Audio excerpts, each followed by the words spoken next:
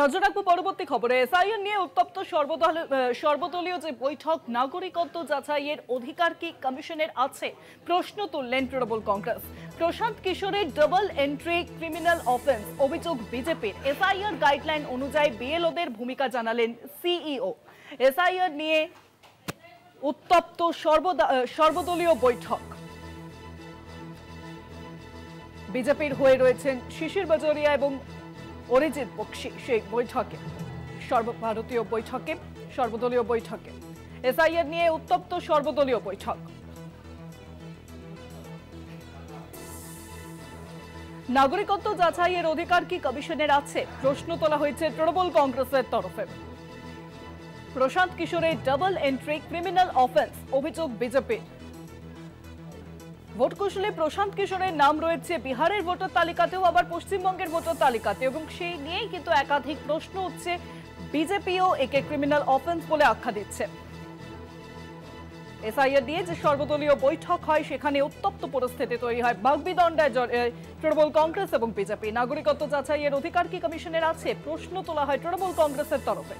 পাশাপাশি ভোট কৌশলী প্রশান্ত কিশোরের ডাবল এন্ট্রি ক্রিমিনাল অফেন্স এমনটাই ব্যাখ্যা করা হয়েছে বিজেপির তরফে। এসআইআর গাইডলাইন অনুযায়ী বিএলওদের ভূমিকা জানালেন সিইও।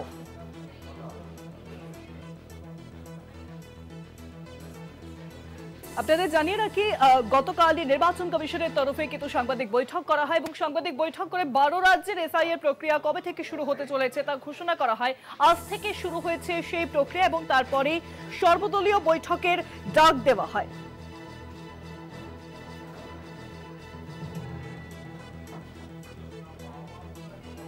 সর্বদলীয় বৈঠকে তৃণমূল কংগ্রেস যেমন একাধিক অভিযোগ তোলে, তার পাশাপাশি বিজেপির তরফেও অভিযোগ তোলা হয়।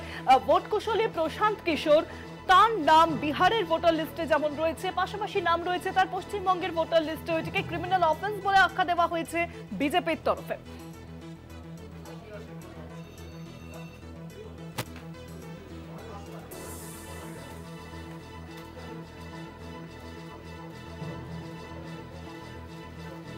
আরো জানাবেন, ফোন লাইনের সঙ্গে রয়েছেন প্রতিনিধি সত্যসুন্দর ভট্টাচার্য। সত্যদা, সর্বদলীয় বৈঠকে ঠিক কোন কোন বিষয় উঠে আসে এসআইআর ঘোষণার পর আজকে যে সর্বদলীয় বৈঠক ছিল?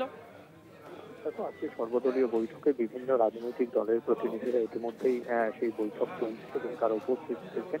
তারা নিজের নিজের মতামত জানাচ্ছেন। ইতিমধ্যেই জাতীয় নির্বাচন কমিশনের যে এসআইআর এর যে গাইডলাইন, সেই গাইডলাইন প্রত্যেকটি স্বীকৃত দলের রাজনৈতিক দলের যারা প্রতিনিধি এসেছেন তাদের হাতে তুলে দেওয়া হয়েছে এবং সেখানে কিভাবে এসআইআর প্রক্রিয়া হবে সেটাও কিন্তু ব্যাখ্যা করেছেন। বিশেষত বিএলওদের কি ভূমিকা রয়েছে সেটাও জানানো হয়েছে স্বীকৃত রাজনৈতিক দলগুলিকে। অন্যদিকে স্বীকৃত রাজনৈতিক দলগুলি তারা বেশ কয়েকটি প্রশ্ন তুলেছেন।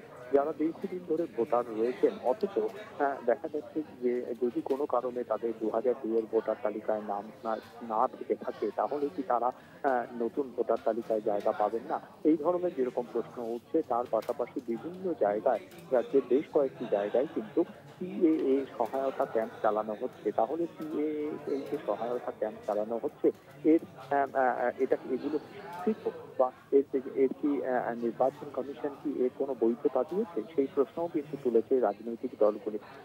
স্বাভাবিকভাবেই যে ইতিমধ্যেই যে সর্বদল বৈঠক চলছে, সেই সর্বদল বৈঠক কিন্তু রীতিমতো উত্তপ্ত বাক্য বিনিময় এই মুহূর্তে স্বীকৃত রাজনৈতিক দলের প্রতিনিধিদের মধ্যে। তারা প্রত্যেকেই কিন্তু তাদের নিজের নিজের যে যুক্তি এসআইআর সম্পর্কে এবং বিশেষত এ রাজ্যের পরিপ্রেক্ষিতে এসআইআর এর বিষয় নিয়ে কিন্তু তারা প্রশ্ন তুলছেন এবং বিভিন্ন জায়গায় যে প্রশ্নগুলো রয়েছে, যে অভিযোগগুলো রয়েছে, সেই অভিযোগগুলোই তারা সামনে তুলে নিয়ে আসছে। যদিও গোটা বিষয়টি নিয়ে এসআইআর নিয়ে জাতীয় নির্বাচন কমিশনের যে একটি গাইডলাইন রয়েছে সেটা ইতিমধ্যেই সবিস্তারে ব্যাখ্যা করেছেন সিইও এবং রাজ্যের মুখ্য নির্বাচনী আধিকারিকের দপ্তরের অন্যান্য আধিকারিকেরা।